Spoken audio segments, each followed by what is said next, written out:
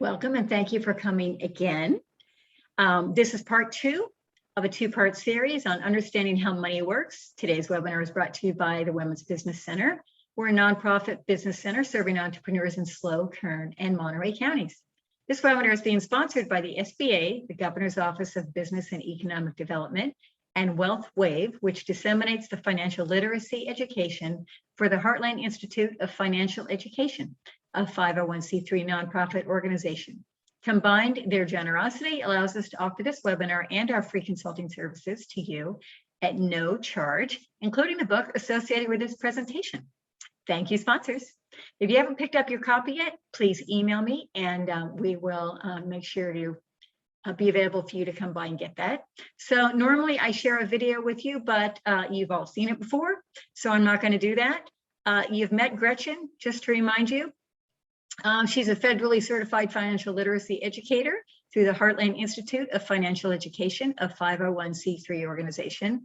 This certification allows her to conduct continuing education courses for companies with 501k programs and fulfills the federal ERISA requirements for financial literacy education in the workplace. She possesses a Series 65, 6, and 63 license, all numbers that mean something to her, as a uniform investment advisor, and she maintains an office in Atascadero. Thank you for being here. So just like in session 1, if you guys are in part 1, if you have a question, you can put it in the chat box. I'll be monitoring the chat box for Gretchen, and I'll interrupt her when appropriate, and she will also stop and ask for questions. If you want to ask questions in the chat box, that always works better than hand raising, but I will attempt to do both. So without further ado, I hand you over to Gretchen. Okie dokie. I'm going to share my screen.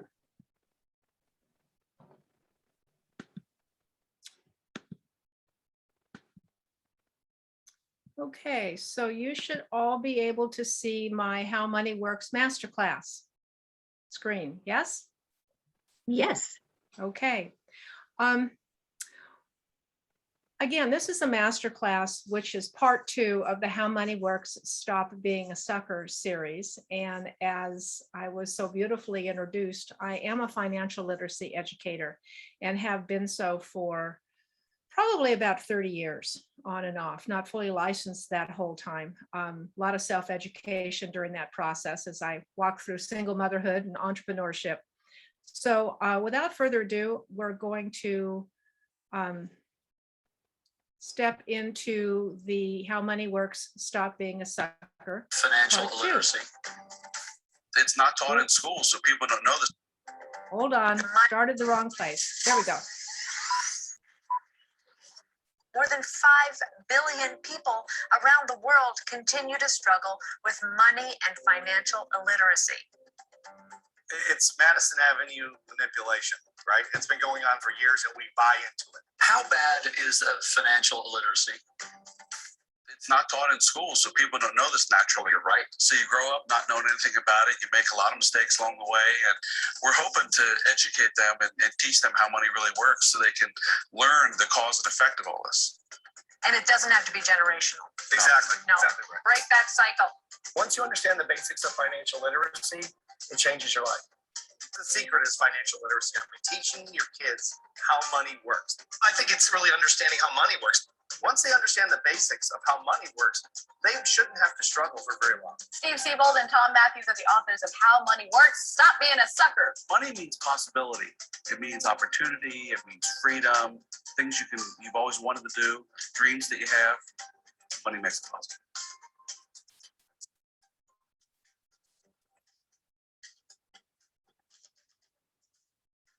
You know, of all the interviews we've had in the last 6 weeks, I'm actually most encouraged by that one. More than 5 billion people around the world continue to struggle with money and financial. Stop it. There. I didn't know why that happened. Hi. Minor technical difficulty.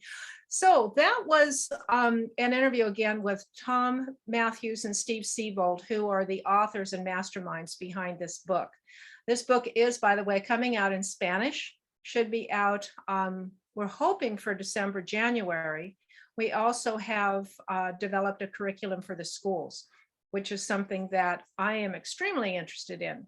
So today we're going to continue our conversation in regards to how money works, getting a little deeper into the basic principles. And we use this 7 Money Milestones map to structure walking through learning all about the how money works concepts. So the good news is that no one is too far ahead or too far behind to benefit from these particular milestones. And I will remind you that if I sound a little scripted, it's because I am. I have quite a few restraints involved in what I can say. So we use scripts in order for me to not get sideways with the federal government. So anyway, that's why I get a little scripted, but I try to stay a little more interesting than that. So let's get rocking and rolling.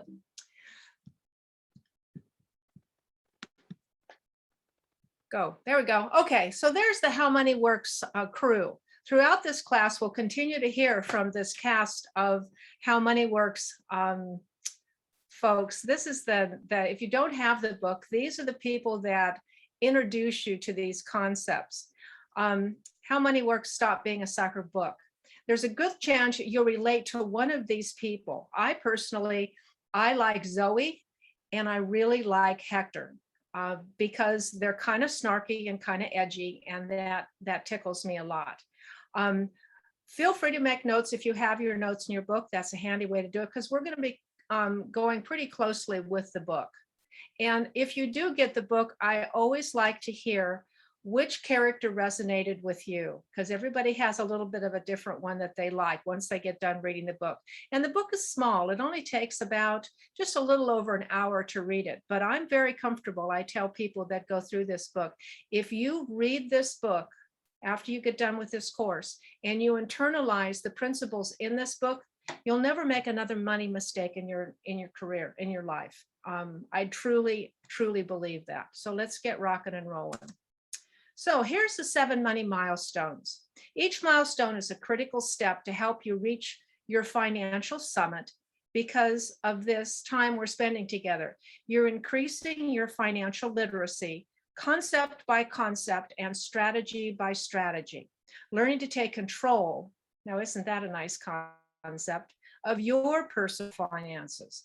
You take control. You don't give that control to somebody else. So we're going to be able, so you can discuss with confidence what you're doing, why you're doing it. I've found that people who understand why they do something, they tend to stick with it as far as continuing to use these principles. So let's look for just a minute to get an overview. We're going to start with financial education. You already started that last a couple days ago when we did, I guess that was Friday of last week, when we did class number 1. So that was the beginning of the financial education process. We're going to close the loop on that today. Then we're going to go into proper protection, protecting your savings, protecting your income, protecting, we all protect our cars and our cell phones and our homes and so forth, but most people forget to protect their estate. So we're going to talk about that a little bit. Having an emergency fund. I am a strong proponent of having an emergency fund. I refer to this as a Murphy fund. Those of you who know Murphy's Law says that if something can go wrong, it will go wrong. So having an emergency fund, 3 to 6 months of income, keeps you from having to worry about whether or not if the water heater goes out, you've got the funds to cover it. And instead of paying back the credit card company, we talked about that last week, at 16, 18, 20% interest, you borrow it from yourself and you pay back what you borrowed, that $800 without interest. So with a credit card, you pay water heaters $800. By the time the credit card company gets done with it, you've paid almost double the cost of that water heater just by using a credit card rather than setting up an emergency fund. Debt management, learning how to change your spending habits. The reason it's important to internalize the concepts in this book is because it'll help you change your spending habits because you understand why you're changing your spending habits. We'll talk about cash flow. how to get additional income and manage your expenses better. Just managing your expenses better makes it easier to increase your income because you're not frittering it away on fees and expenses that are not necessary to your financial stability. Building wealth, avoiding the impact of taxes, losses, inflation. I just read 3 days ago, the inflation rate right now in the United States is 1% a month. That's 12% a year. When you get your book, look how fast you get a double at 12%. That means that the cost of peanut butter in 12 months will be twice as much as it is today. Time value of money, another principle that we're going to talk about. So understanding inflation and understanding interest, they work against each other, right? If you have to earn more than inflation in order to stay ahead of the game. Anyway, I'm getting a little bit wonky. Building wealth, avoiding taxes. Taxes are another issue that you need to keep your eye on the ball. We'll talk about that a little bit. And protecting your wealth, creating a will, creating a trust, guarding your legacy for the future. I talk a lot with folks about the need of why to have a will, why to have a trust. It's all about protecting your income, protecting your legacy for your children. So these are principles that we're going to talk a little bit about today. So let's get started. Financial education. This is the first milestone that we're going to start with. You've begun milestone 1, financial education, as I mentioned in the first course. You're becoming more financially ready with each page you move through in this book. Also, a financial professional is the best person to turn to for questions on the details because everybody has a little bit of a different issue. And so getting the principles and then sitting down with somebody who is a financial professional and understands and has a large toolbox that they're ready to implement on your behalf is an important aspect of building a strong financial and stable legacy. So in the war for your money, there are essential tools you'll need. There are two essential tools you will need to win. We know that the best starting point for everyone is to combine a financial education with a financial professional. Take this education really seriously. You don't get this from schools. You don't. It's not in the schools. That's one of the areas that I'm particularly passionate about, is getting this information back into the schools. I didn't get it from my parents, and my friends certainly didn't know how to do this. So I had to self-educate 30 years ago when I found myself in a pickle. And I had to figure out what had happened, and I needed to figure out why, and then I needed to fix it. And doing it in the way you guys are doing it, you're way ahead of the game because I didn't have these tools available to me when I got started. So treating your finances with a level of dedication you put into your health, paying attention to what we eat, doing vitamins, those are all important things. Exercising. Well, we need to pay as close attention to our finances because you can be as healthy as a horse, but if you don't have enough money to live on in retirement, that makes for a problem. So let's go to the next slide. This is the time when you can put everything you've learned into action with your financial professional who can assist you to crunch the numbers, chart your path, and choose products and stay accountable to that person. This is a relationship building process.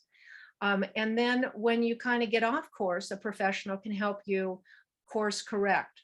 So don't try to do this alone. It's a large mountain to climb and you want to be able to safely get to the top. One of the stories that I tell is if you were flying from Los Angeles to New York and you got up in an airplane to 30,000 feet and were heading east, but your compass went out, or if your compass was only 1 degree off, you may be going to New York, but if your compass is only 1 degree off, you'll end up in Fort Lauderdale. And you don't want to end up in Fort Lauderdale if you're trying to get to New York. So making sure you're on course and charting your course correctly early on in the game is really important. Without local guides, your enemy employs the land as a weapon against you. I love a lot of these quotes. Remember what The Art of War said, and I just read it. You'll all need a guide. We make no mistake, we're battling forces who want to take control of our money. So we have to learn to remain out of the sucker lifestyle. By finishing this course and establishing a financial professional as your guide, you will complete milestone number 1.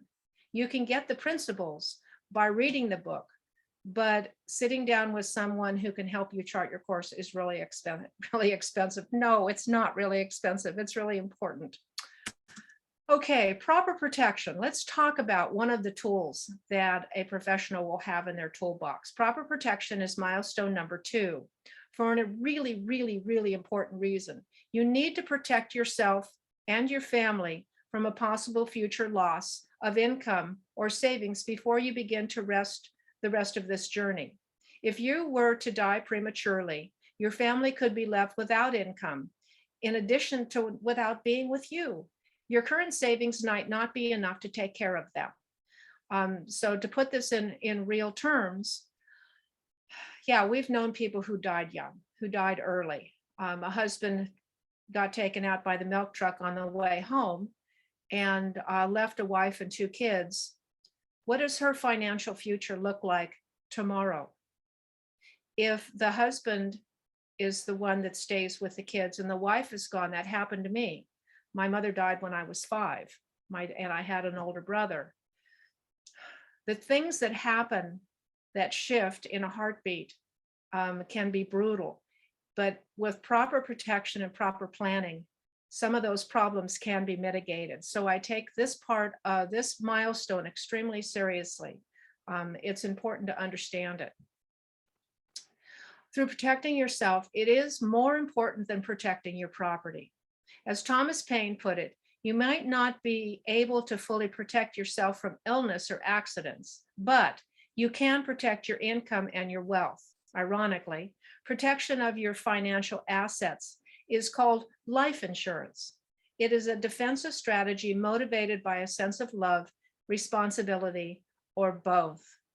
Life insurance, you insure your car, you insure your cell phone, but most people don't think about insuring their life. But being a person that cares for those around you, it's an important thing to put in place for your families.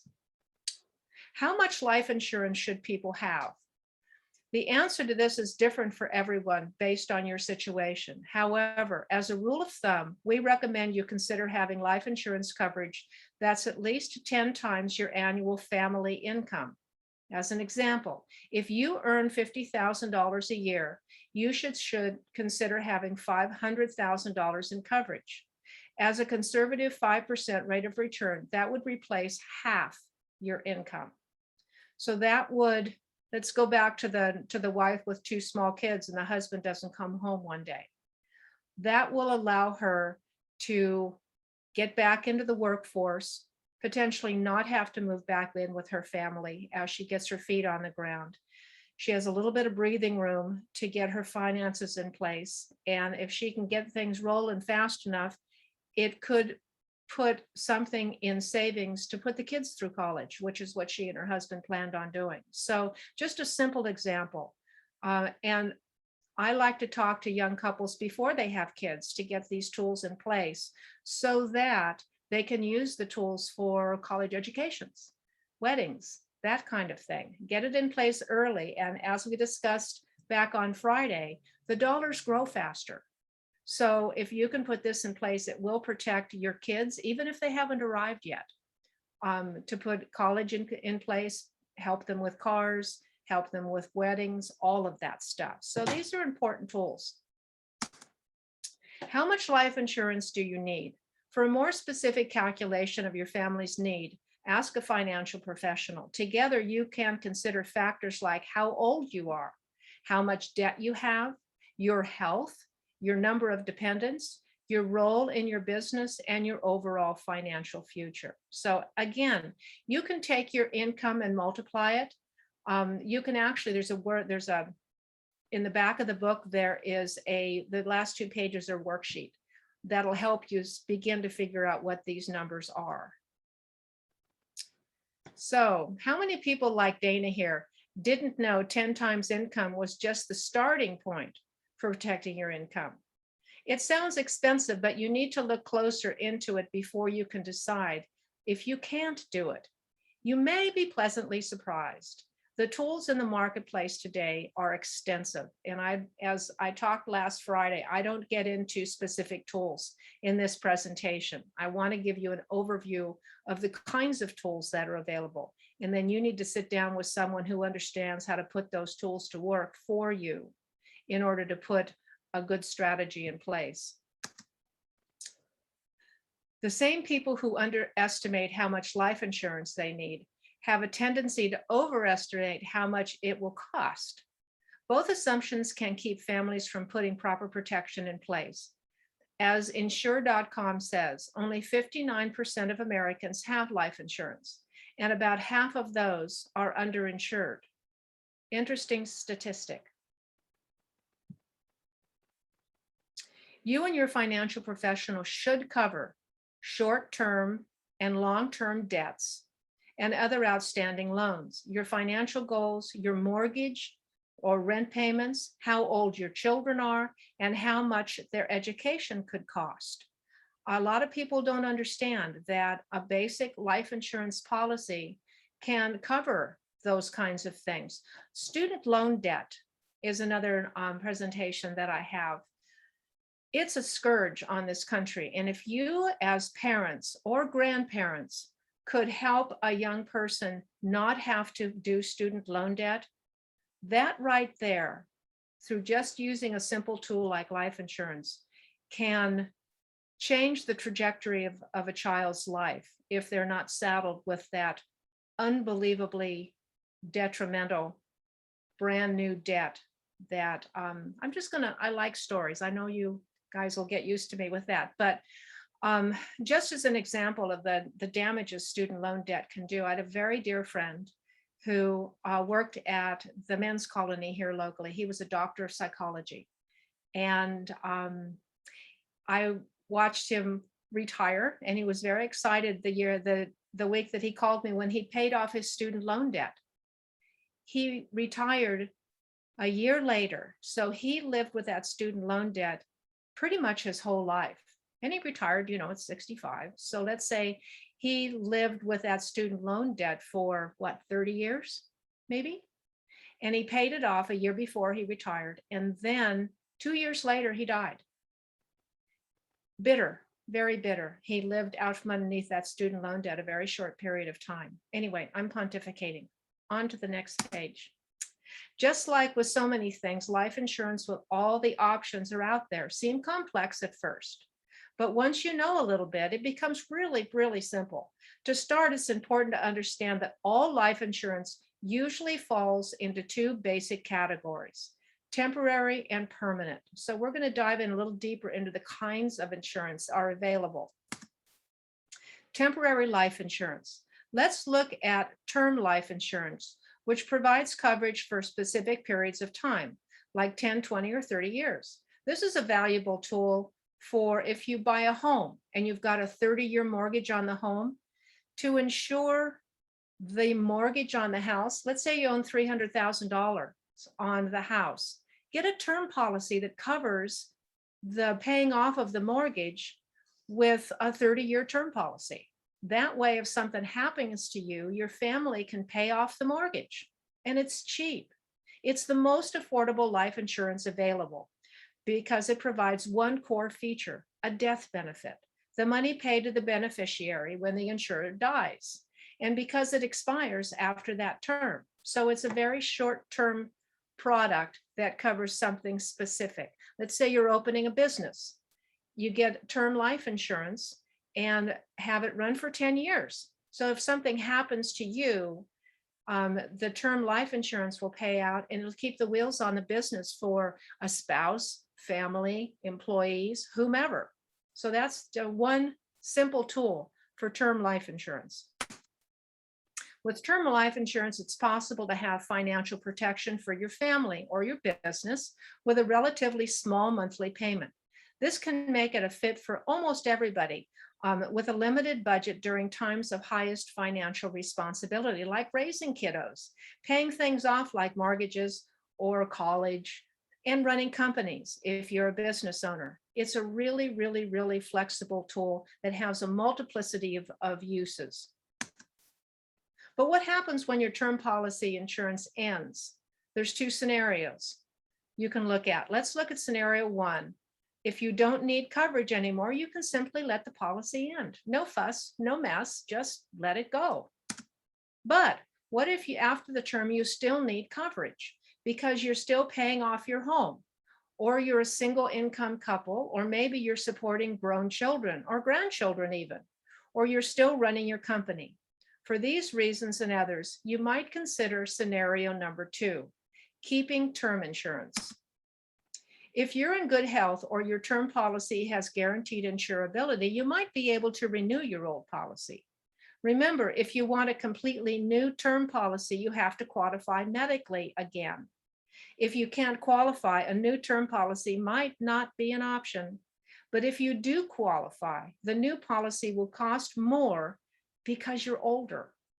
The older you are, the more expensive a new term policy for insurance could be. The financial X-wave. This is a really interesting concept. The financial X-wave. In your younger years, represented in the blue on the left, you typically have more responsibility and less accumulated wealth. In your later years, on the yellow side, the plan is for your accumulated wealth to increase as your responsibilities hopefully decrease. Term insurance is typically most useful when your responsibilities are higher and your wealth is lower. That one's on the left side. If these two factors flip later in life as planned, term insurance becomes less practical. Your financial professional can help you look at how the X-wave could be applied to your situation. This is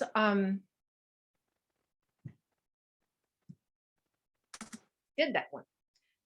Now let's look at permanent life insurance. Like term, it provides a death benefit to protect your family financially. However, permanent insurance is designed to be kept and protect you for your entire life, not just a short period of time, like term life insurance. Think of permanent life insurance as a lifelong strategy that can protect your family today, secure your wealth in the future, and provide for your family after you've gone. So let's look at this. In the early days, you've got children to pay attention to, you've got mortgages, you may have a business, and then in the middle of it, college education. You can use a permanent life insurance policy to fund the college education for your kids. Then later on in life, long-term care protection. These policies have long-term care. Our family right now is walking through escorting my husband's father through the final days in his life, and it's expensive. We've all seen that. It may be something we're looking at. It may be something that we're looking at for our parents. Supplemental tax-free retirement income. That's a beautiful thing. These policies can be used for, if you don't need it for long-term care, you can use it for income later in life and take out the money tax-free, which is a beautiful thing to be able to, because we don't know what taxes are going to do. We'll talk about that in a few minutes.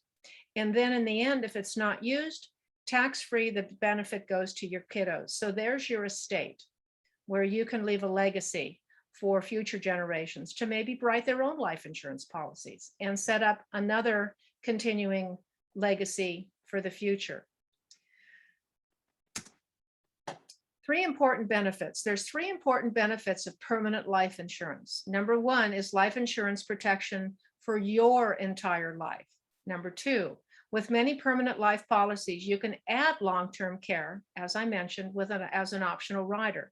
And number three is your accumulated cash value, which you can give you flexibility with your premiums.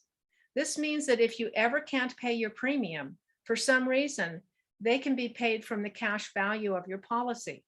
Let's say you got in, there's some policies that can be written so that you get to a certain point, maybe you decide you're going to retire at 65. You can design these policies so you don't have to pay the insurance anymore. It pays itself through the cash value accumulation. So you don't have that expense going forward. It just chugs along like the little engine that could, and keeps building income or building cash value for you that you can live on in retirement. So designed properly, these are powerful tools to set up your estate. It's not just life insurance, like insurance for your cell phone. It is a definite estate planning tool, but it needs to be customized. So make sure you talk to somebody who understands how to use this tool. Permanent life insurance. Other benefits that can be included with a permanent life insurance strategy can be advantageous, like absolutely no market risk. There's a concept. Long-term care coverage, which we mentioned, tax-free growth, tax-free income. This is sometimes called the rich man's Roth, by the way. You can put more money in this tool than you can put in a traditional Roth IRA, which are very popular. And you leave a tax-free legacy. Avoiding taxes is extremely important to consider because it can directly, significantly impact how much money you will be living on in retirement and the amount you'll be able to leave to your heirs. So, important tool to take into consideration. Let's talk about what cash value component of permanent insurance is and why it can be so important. A portion of your monthly premium is set aside in an account that grows over the life of your policy. The money in that account is your cash accumulation, and it can be used to fund future purchases. You see a few possibilities on the screen.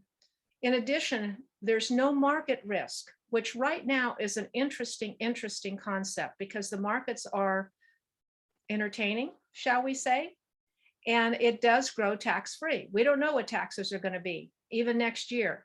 So income and legacy, as we just mentioned, life insurance cash value can also be a creditor proof, meaning creditors can't come after it. When you look at all of these together, the advantages of cash value benefits are very, very powerful.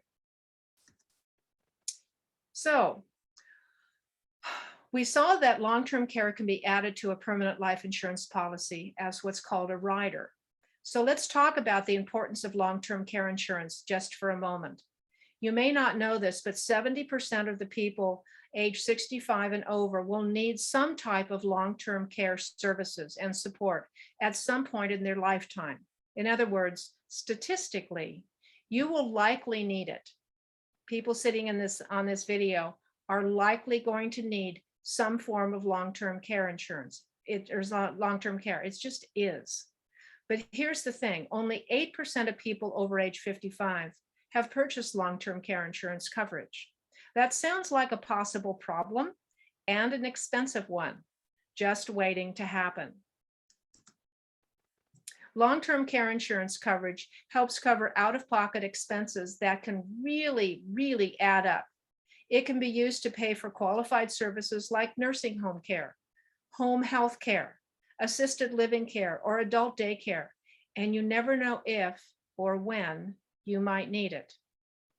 My husband's father, he went to the nursery to get a new tree for his backyard because he was going to plant, and he was a very vital man. He fell and broke his leg, tripping on a cobblestone at the nursery. He hasn't come out of long-term care since, and he won't. It was the domino that started the process, and it all started for the family with a phone call. So that's just a little bit of sobering what happens, and I'm sure we all have stories like that. And if you do need it, the average long-term care need, if more than a year, lasts 3.9 years, 4 years essentially. As you can see here, the average total cost can be a crippling expense if not covered by a policy. The cost without long-term care coverage could drain one or more of your savings assets that you are counting on for the future. There are a couple of long-term care options you should look at. The first is a traditional standalone policy. Even if you don't have life insurance, you can go directly to an insurance company to purchase a standalone long-term care policy, or you can opt to add a rider to your permanent life insurance policy. It is available for your permanent life insurance policy. You can add long-term care protection to the policy in the form of a rider at no additional cost. Did I just say that? I did. If you get life insurance and you add a long-term care policy, it's no additional cost for that extra rider. Everybody should look into this. I'm going to pause for questions in just a minute if you're writing them down. So if you go with option 1 and buy a traditional standalone policy, there are a few things you should know, like the fact that premiums start low, but insurance companies can raise the rates on them. Also, you usually pay for care upfront out of your own pocket, then get reimbursed, which can be seen as an inconvenience during a difficult time. Another thing to keep in mind with a standalone option is that you can spend thousands of dollars on premiums and get nothing back in return. Although there's a 70% chance you'll need long-term care, there's also a 30% chance you won't.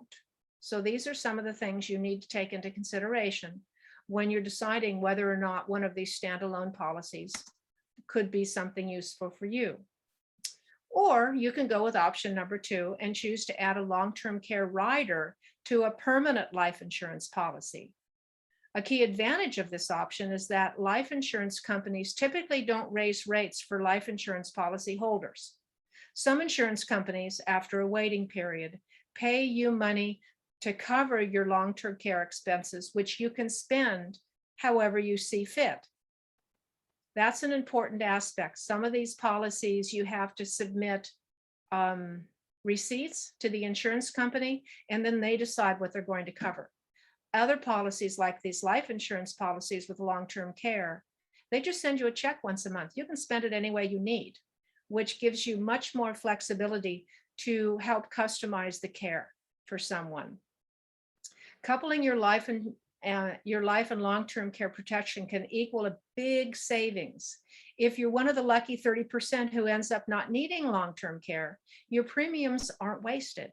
Instead, your family receives a larger tax-free death benefit, or you can use those extra funds to enhance your retirement. You can pull the money out tax-free, interest-free, and use the money to supplement your retirement income. So the flexibility of this tool, that's why we focus on this so hard. This is an estate planning tool. This protects your estate and protects your retirement and what it's going to look like going forward.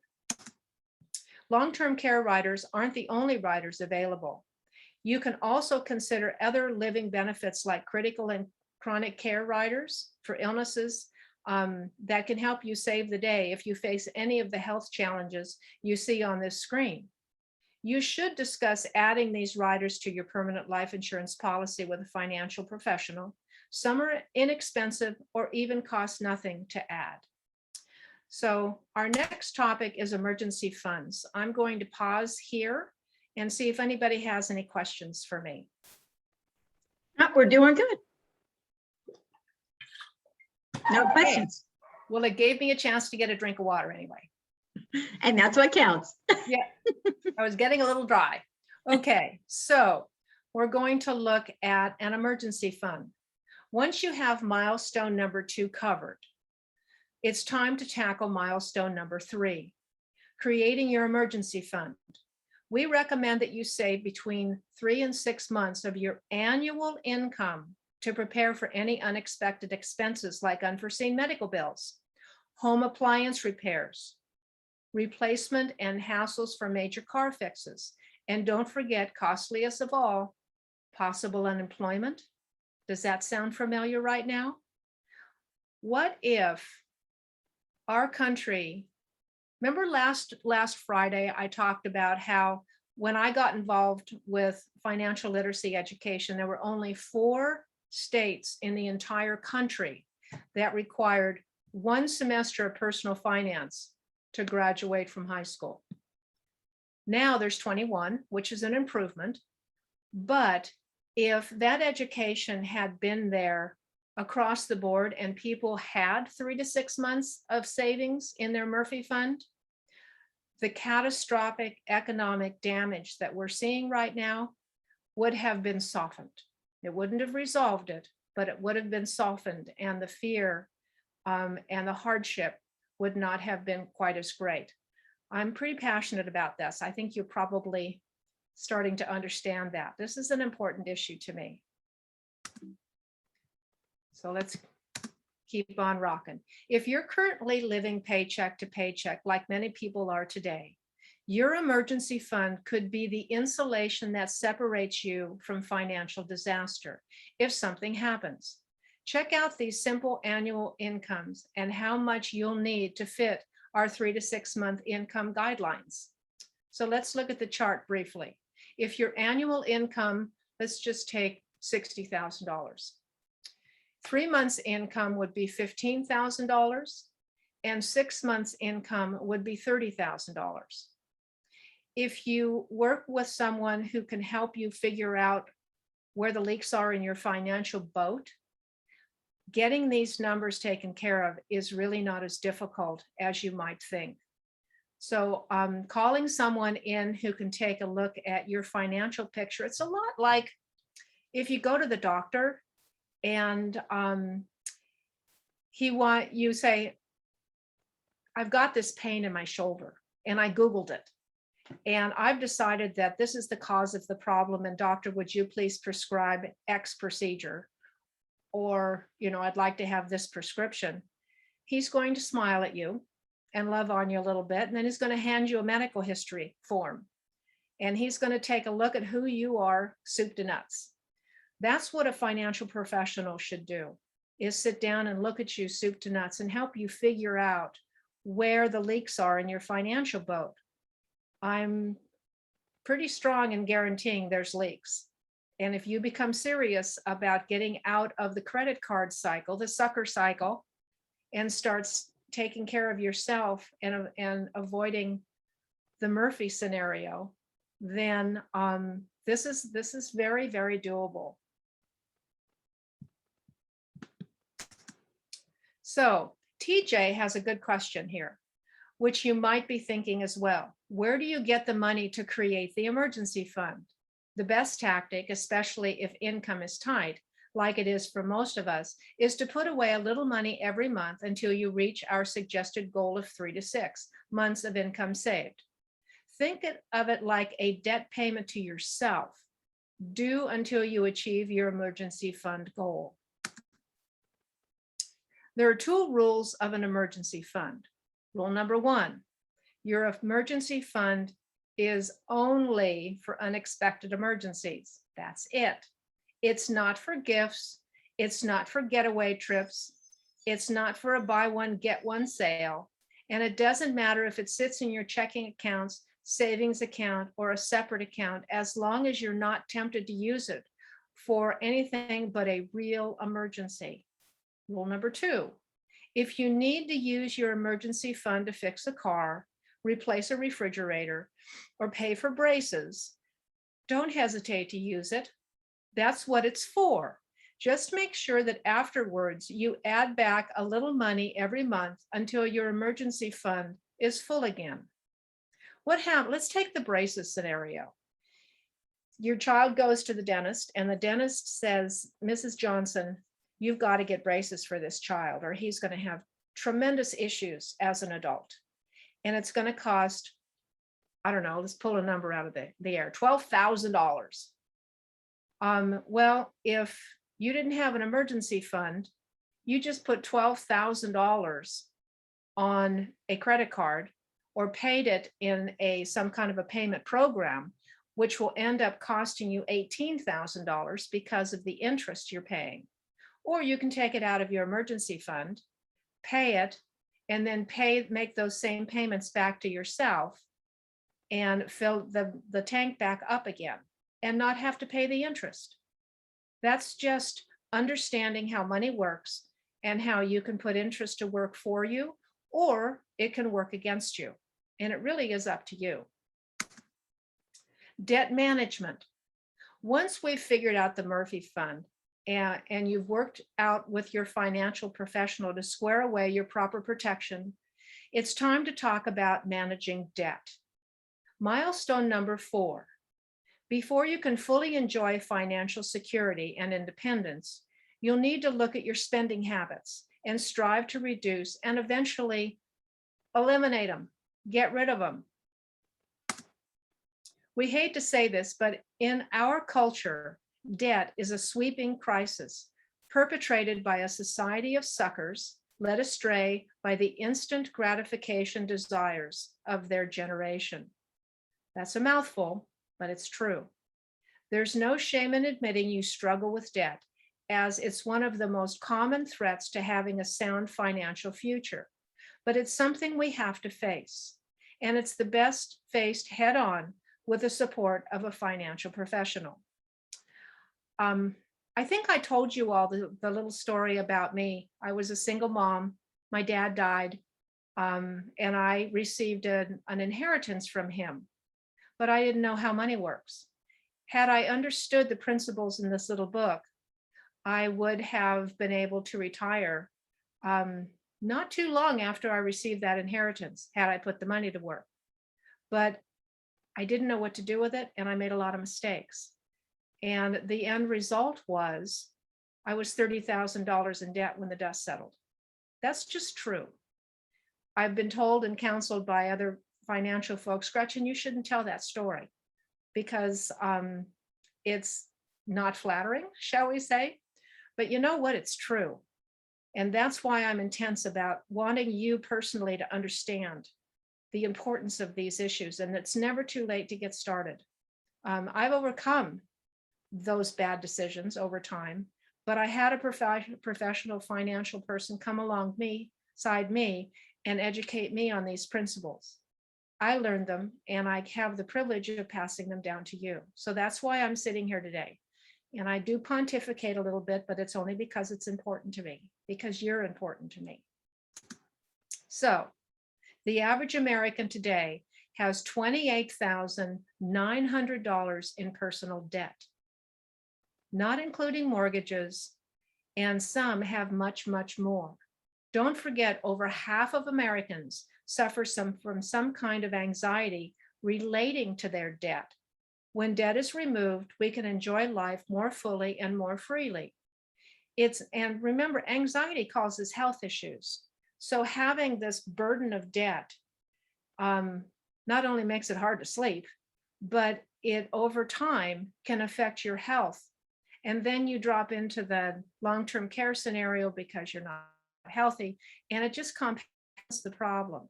So you can see how the impact would be huge. 5 tips: eliminate and stay out of debt. Things have been hard with all that's been going on right now. So here are the 5 tips to eliminate and stay out of debt. Know what you owe. Oof, look at it. Put your arms around it. Write it down and look at it. No more late payments. Go after your debt at a time. Go after one debt at a time. Stop charging. Cancel unused subscriptions and consider refinancing your mortgage. Let's dig into each one of these tips, starting with know what you owe. For each debt, write down, this is in the workbook. We suggest you make a list of all your credit cards, debts, and loans. It may sound tedious, and I know it's not fun to do, but you'll feel much, much better when you have your arms around these numbers and the information. For each debt, write down your numbers and the dates. The interest rate is extremely important, and when it's due.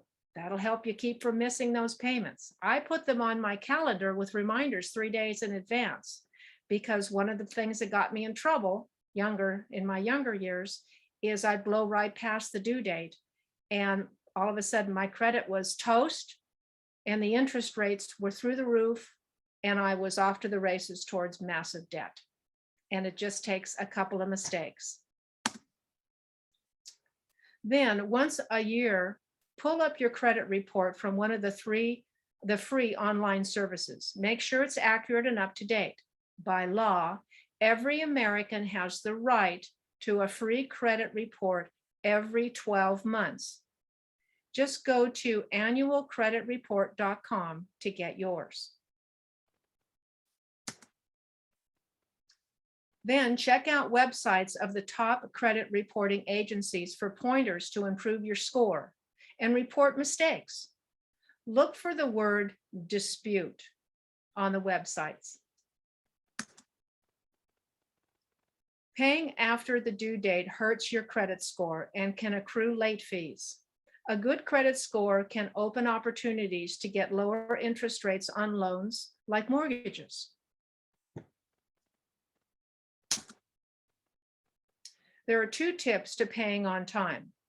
You should set up automatic payments, or you should consider setting alarms on your cell phone whenever it takes, whatever it takes to make sure you never are late. That was one of the things I picked up early, setting alarms on my calendar to remind me to make sure I get busy. You get busy, we all get busy. And all of a sudden, oh my gosh, it's the 16th. And my mortgage was due yesterday and I didn't pay it. Or my credit card was due yesterday, or my student loan debt was due yesterday. And again, I didn't pay it. And your credit score gets dinged one more time. If you have balances on multiple credit cards, pay down the total balance one card at a time. This is called the Snowball Effect. You can actually look up online, type in Snowball your debt. And it's a really powerful way to get your debt paid off faster. You should pay off all the smallest balances or the highest interest rate first. I've run it both ways. I tend to default toward paying off the smallest debt first, just because it feels better. You can knock it off fast and you win a little victory. And I have found that in the end, if you've got a large amount of debt, you can pay off the highest interest rates first, or you can pay off the smallest ones and snowball your debt. And truthfully, run it both ways. It only makes a difference of maybe 2 or 3 months at the end of the run. And if you're talking about doing this for 2 years, I would lean towards paying off the smallest debt first, just because it feels good and you feel like you've accomplished something. That's just my 2 cents.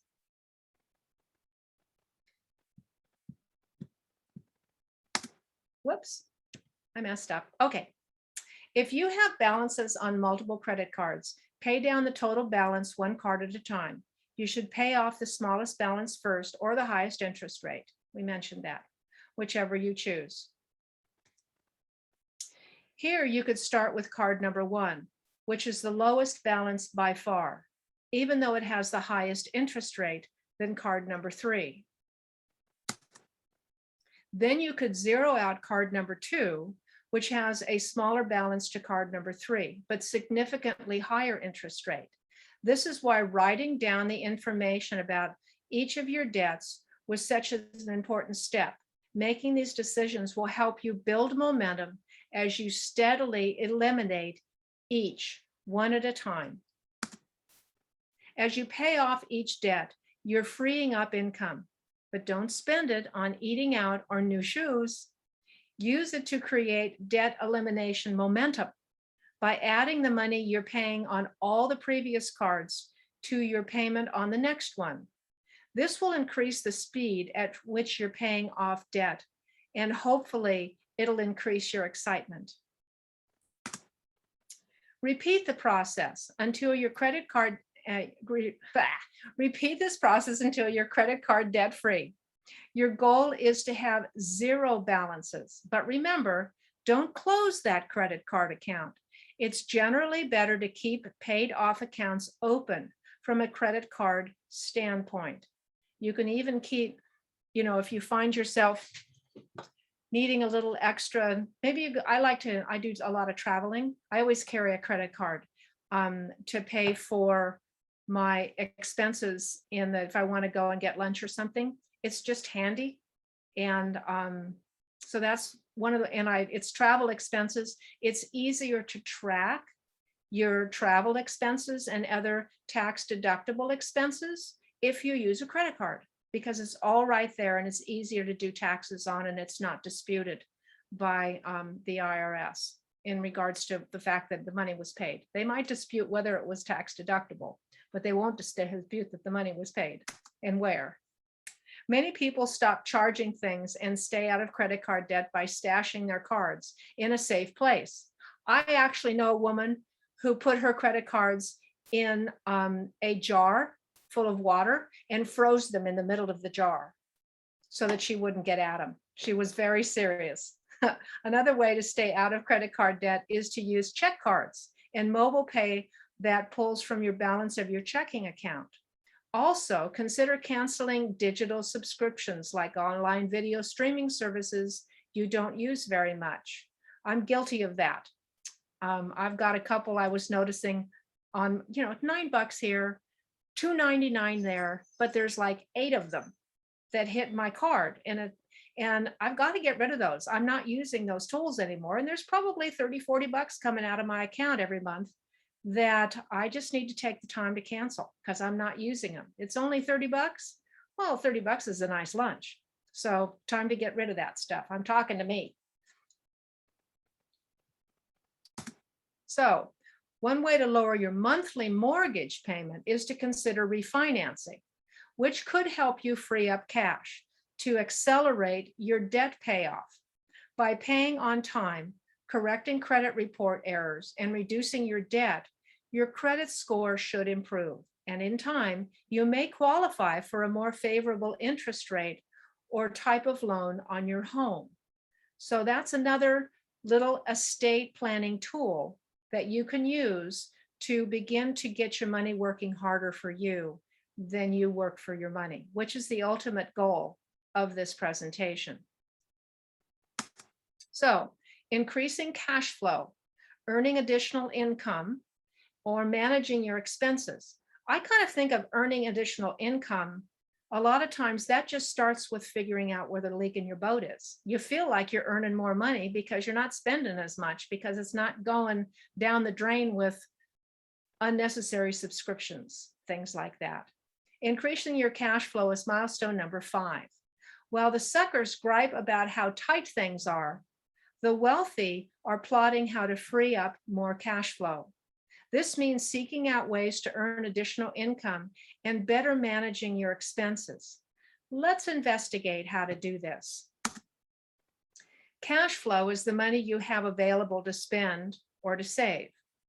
After you've established proper protection, an emergency fund, and focused on debt management, you're ready to zero in on growing your income. More income can accelerate everything, and you and your financial professional are looking forward to getting you there. You may feel like George here, plumb stuck with your budget and finances. But after learning about the many options and ideas out there, almost everyone can find a way to get unstuck and create cash flow. Let's look at ways to get you unstuck by finding the fire in the hole chili opportunities. Here are a few things you can do to increase your cash flow. Create and stick to a budget. Develop a written game plan. Reduce spending on expenses like car and home insurance. Shop around. Car insurance, for example, and homeowners insurance. If you take a mortgage out, quite often the homeowners insurance, you just take what the mortgage lender suggests, and you don't shop around. You just sign the paperwork. It comes directly out of your mortgage check. You may be paying too much. Maybe there's 30, 40 bucks there that you could be saving. You do that in a couple of areas. You just doubled how much you're paying on your paying your credit card debt down. Do you see how a little bit makes a difference? Let's say your credit card debt payment is $100 a month, and you spend a little bit of time finding another $100 a month that you're paying on car insurance, homeowners insurance, getting rid of those little bits and pieces of subscriptions you don't use, and all of a sudden you've got another $100. Don't go to the movies. Don't go out to dinner. Throw it at your credit card debt. You were paying it anyway. You weren't missing it. Put it on your credit card debt. You'll pay it off twice as fast, and you won't pay as much interest. Do you see how the pieces of the puzzle are coming together? Here are a few more. Reposition your savings. Drop private mortgage insurance on your mortgage if you qualify. Your financial professional can help guide you through these ideas and more. 3 big moves to supercharge your cash flow. There are 3 big moves. Add a side gig. Earning additional income is always a quicker way to reach your financial goals than just trying to spend less. A recent survey found that 45% of US workers have a side gig, earning an average of $1,122 a month. Maybe it's time for you to get into the action on that one. It's not that hard to do. There's things you can do out there. I'm not going to make recommendations, but we all know little areas of doing things that you enjoy anyway. And how about doing it in order to just get out from underneath that credit card debt? Wouldn't that be a blessing? Low-cost business opportunities are out there. As Steve Siebold says, find a problem people have and solve it by becoming an entrepreneur part-time. You could leverage time outside of your day job. As your income increases, a moment could come soon when you transition away from being an employee to being a full-time entrepreneur with even more control of your cash flow. Now that's something that resonates, I believe, with the audience today, because my understanding is we have an audience full of entrepreneurs. I actually do a presentation similar to this one called E to E, employee to entrepreneur, for people who are looking at becoming entrepreneurs, but don't have a clue as to how to even get started or what it looks like. Being an entrepreneur, as those on this call know, takes a different kind of mindset, but it pays tremendous dividends if you can get your arms around it and use services like Mission Community Services to find out where the landmines are so you don't step on them when you're trying to build your business. This is a wonderful organization. I'm really glad you guys are here. Adjust your W-2 allowances. This is one that I have found to be a big tool for people. They put too much money into having money taken out of their paycheck. Some people celebrate receiving a big tax refund each year. If that's you, think about it. By adjusting your W-2 allowance, you could get more cash flow in your paycheck all year long instead of giving it to the IRS. Consult a tax professional to make sure you do correct changes. But what I have seen over the years, I've had folks say, oh man, I said, how much do you get back on tax refunds? And then the husband and wife get big grins and say, we get about $8,000 back every year, and we take it and go to Las Vegas. And it's like, oh my God, you have $16,000 in credit card debt. How about if you just made that adjustment and in 2 years, you're out of debt? Or faster even. So there's a little tiny example. I see that a lot with people, and it's not difficult to do, but if you have that extra cash flow, be careful, because it's tempting to spend it rather than put it where it belongs. Building wealth, milestone number 6, is a big one and an exciting one. It focuses on building wealth. This is the milestone where results appear on your bottom line. This is where you avoid the impact of taxes, losses, and inflation, and do your best to accumulate, grow your net worth. That's the ultimate goal, isn't it? Getting your net worth growing, taking the debt pressure off, taking the month-to-month paycheck pressure off, so that you are earning your basic income on a monthly basis, and everything above that's gravy. That's a cool goal to have. Will your wealth last as long as you do? That's also a question we have to answer. With the possibility of longevity adding so many years on our lives, that brings us to this question. So now we're going to look at it and see if we can answer it. According to a recent study, 63% of people have a greater fear of running out of money in retirement than dying. And it's a real threat in light of the eye-opening statistic. For retirement age couples, there's a 50% chance one spouse will live past age 95. Did you know there's over 1 million people in this country that are over the age of 90? I haven't gotten a recent number for how many are over 100. That would be another one. That would be extremely interesting. But longevity is one of the things that absolutely destroys an estate plan, because people, a lot of these estate planning tools have a life expectancy of 85. Well, what happens if you're one of the folks that lives to 98? You ran out of money at 85. Who are you going to live with?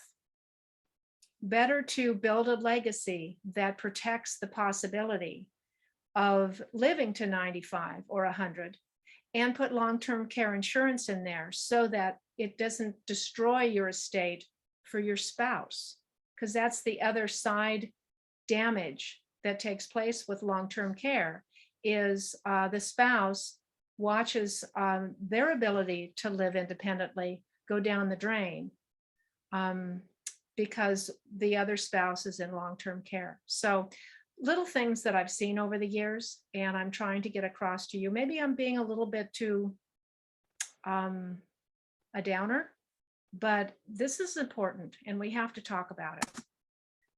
Here's the crux of milestone number 6. Whatever stage of life you're in, you have to start building now. Put it another way, yesterday is better than tomorrow. As you embark on a wealth building, there are 4 disciplines to help you stay on track and not lose ground. Look at them with me. Save regularly and don't touch it. Review your goals and make adjustments as needed. Having someone come alongside you, a trusted friend, a financial professional, someone you can trust to give you an honest assessment, is of tremendous value to help you stay on track. In addition to that, there are 4 threats every wealth builder must conquer. Think of these as your wealth building enemies. Each will come at you from a different direction. To beat them, you'll have to address them individually. Let's start with one of the worst, procrastination. As one quote says, procrastination can be hands down our favorite form of self-sabotage. Then we'll pick apart market losses, inflation, and of course, the cost of taxes. Procrastination, boy, I don't know, I imagine everybody on this call could raise their hand and say, yep, been there, done that one. It is the enemy of saving and investing. It's best described as inaction. Inaction is a decision. The best tactic to overcome procrastination is prioritization. You simply move the 5 actions to overcome financial procrastination to the top of your to-do list. Flag them as urgent and get started on them immediately. You can never get lost time back. It's an asset you will have, and so many waste it. So stop doing that today. Inflation, we talked about that a little bit ago. It's at 12% right now. That's devastating for estate planning. It's also known as the tax of time. The annual inflation rate, according to this script I'm reading, was 2.8% for the last 100 years. So we're going to run with that number. Can you approximate the number of years it takes the cost of goods to double at a steady 2.8% annual inflation rate? Remember the rule of 72 in the masterclass part 1? It's time to put that knowledge to work. The rule of 72. The answer is it takes almost 26 years. One of the essential reasons to build wealth using the power of compound interest is to stay ahead of inflation. When you know that this enemy is slowly devaluing your savings by raising the cost of goods, it should drive you to be even more committed to your growing building strategy. Don't let it scare you. Let it drive you to action. The next enemy to wealth building is the impact of losses. Often underestimated, it's a threat that can wreck the savings goals and force you to adjust your lifestyle in retirement. Here's a simple picture that illustrates how people miscalculate the impact of losses. If you were to lose 50% of your investment, which has happened twice in the stock market in the last 20 years, what percentage of gain would you need to get back to 100%? The answer is 50%, right? No, it takes 100% gain after a 50% loss to get back to even. That's not easy to do, which is why it's so important to protect what you have. Maybe this is the reason Warren Buffett famously said this about investing. Rule number 1, never lose money. Rule number 2, never forget rule number 1. When we look, I'm going to rabbit trail briefly on this one. When you watch the news and it says the market is up 10%, the market's down 3%, blah, blah, blah, blah, blah, blah, blah. When the market went down 50% and you saw that dip in the line and then it goes back up 50%, visually, it looks like you're back to even. But this shows you that you're not. And people would say, well, the market's back up to 16,000, but my IRA is only up 50% from where it was. I've only gained back half of my money. Yes, that's why you need to understand when you're watching the news that the stock market is dealing in percentages, not dollars. I mean, dollars are involved. I'm making this very simple, but I want you to understand that you have to take into consideration not going down so far if the market corrects. And there's ways, talk to your financial professional. There's ways you can invest that can protect your downside, put brakes on the losses for you when you don't even know that the train's coming. So just a little something to think about at the back of your mind. So 3 strategies to protect against the impact of losses. So how can you prevent losses? First, look at every option to reduce the risk. Second, consider how best to diversify your portfolio. I'm getting thirsty.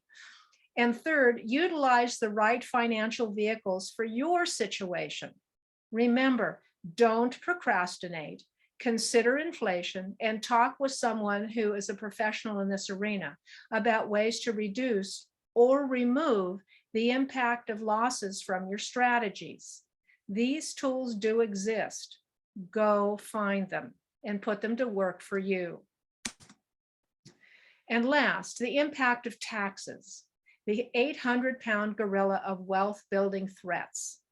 Nobody likes paying taxes, especially when you're preparing for retirement. The tax strategy you put in place today can determine how much money you keep, how much you pay the government, and ultimately how much you leave to your kids. Understanding how financial vehicles are taxed differently can help you make strategic decisions that can pay off big time down the road. Remember one of the strategies I talked about where you can take your money out tax-free, interest-free in retirement? Those are the kinds of strategies you want to seriously consider so that when I ask people often, what do you think's coming? Do you think taxes are going to continue to go down, or do you think they're going to start going up? And if you think they're going to start going up, you might want to start sniffing around for a place to put your money that you can take it out tax-free. If you have $10,000 at age 29 and you earn 9% annual return each year, you would have $250,000 when you reach 65. Think like a farmer for a second. Would you rather pay taxes on the seed or the harvest?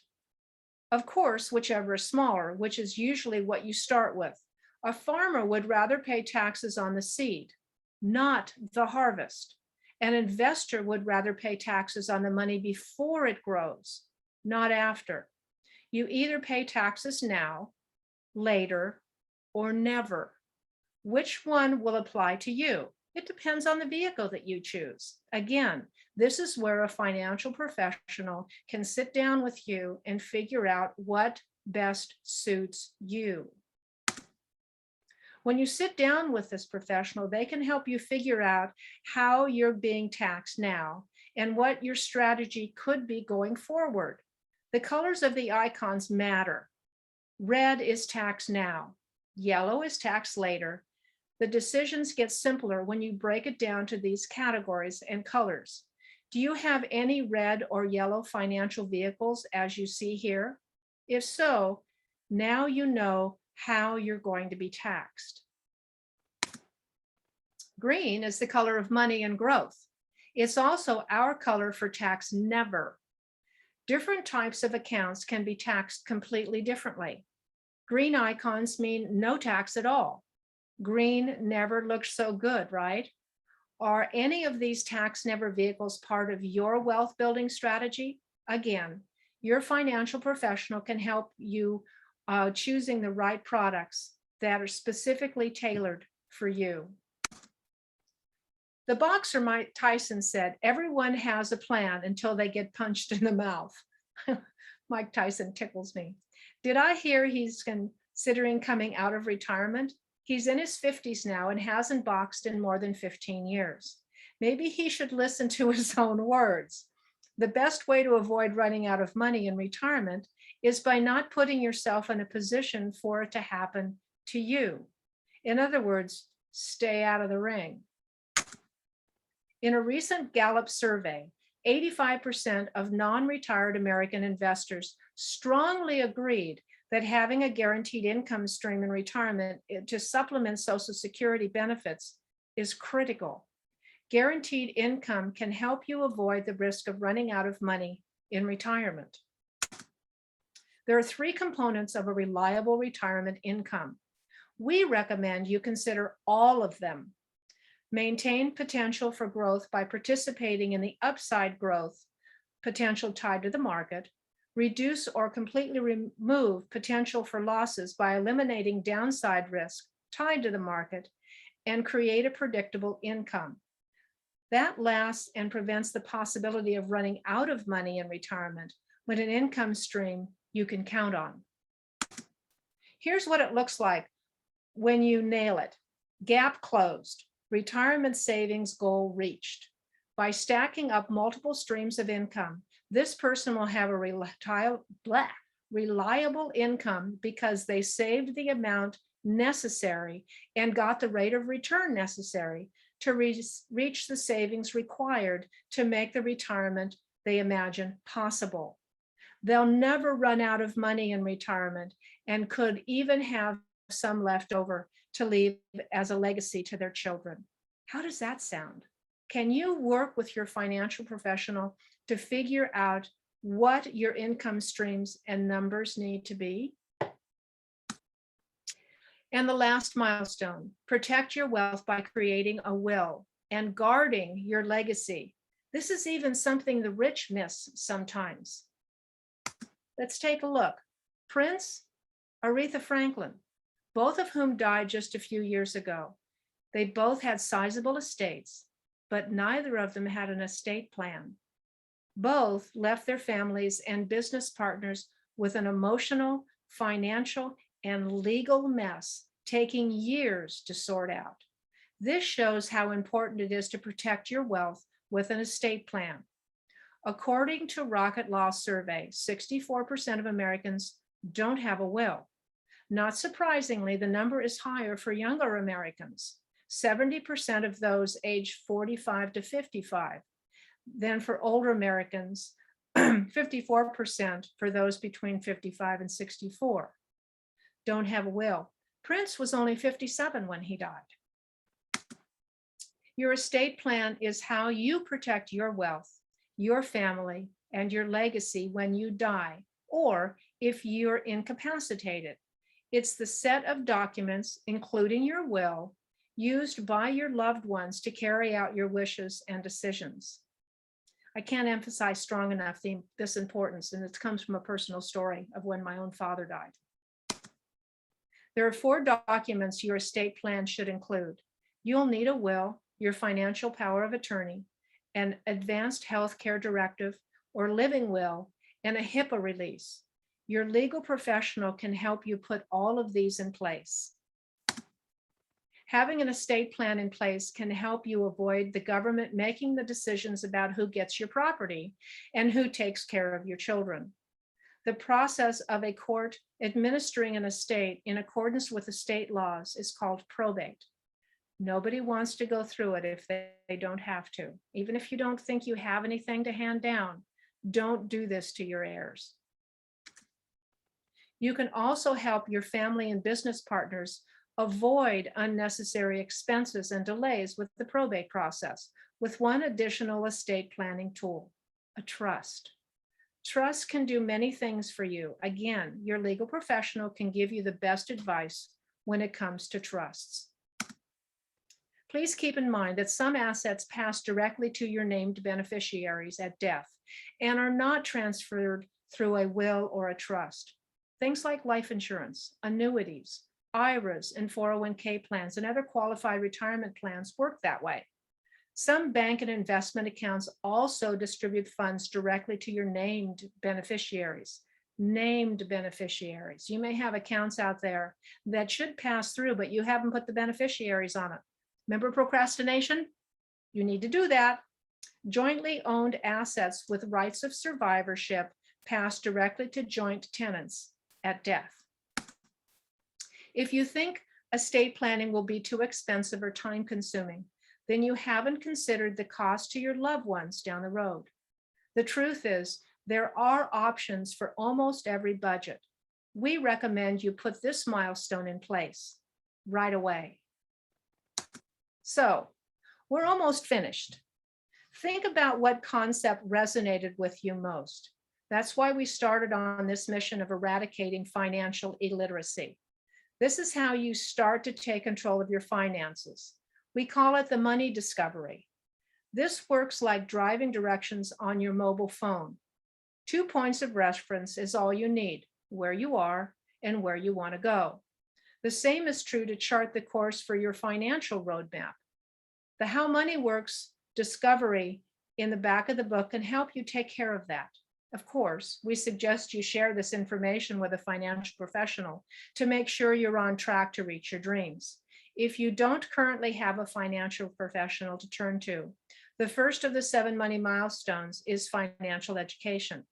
Since you've hopefully read the How Money Works book, you've already started down this path of learning how it really works. We can help you walk through the other 6 milestones.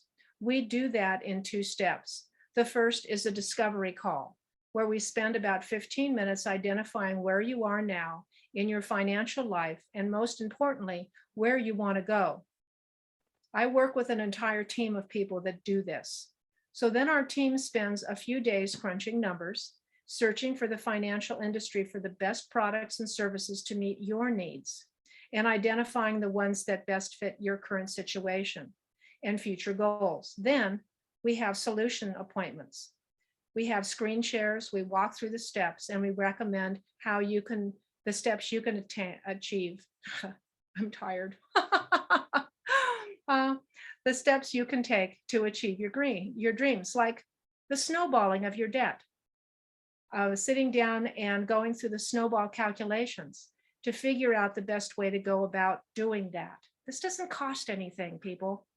So take advantage of it. If you don't know who to call, give me a ring. We can sit down and we can talk about it. I'm not going to charge you a dime for this strategy. Remember 401(b), nonprofit?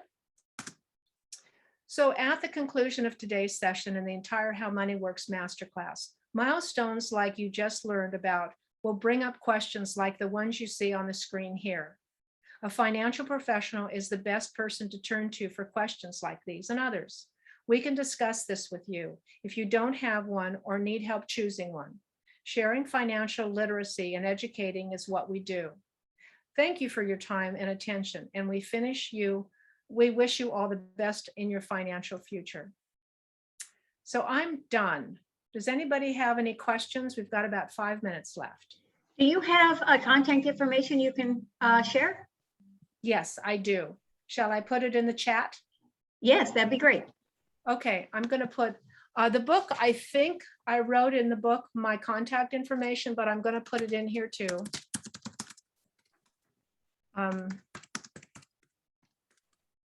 There's my cell phone. I just put it in the chat. Text me if you want to talk. One of the things I've run into with folks when we talk about things like student loan debt or digging out of debt, period, that's not something you want to ask in a public forum. Gretchen, I'm $17,000 in debt, or I've got $250,000 in student loan debt and I can't buy a house. Call me, we can talk about it. There's solutions out there. And it doesn't cost a dime to talk to me. This is what I do. So, okay, I'm pontificating again, aren't I? Thank you so much. Such great information. I really appreciate your time spending all this time with us. Two-part series. It's great information. We all need to hear it, and this is just the kind of education that we don't get. So it's great to hear it today from you. And last week, I have put our contact information for the Women's Business Center in the chat box. It's also on the screen. So if you need help with your business, if you're thinking about starting a business or if you have one and you need specific help, we're here to help you. We're also no charge. So you have a lot of free help for you today. We appreciate you being here today. Thanks so much. And we look forward to speaking with you in the future. Have a good day. Bye. Bye, ladies.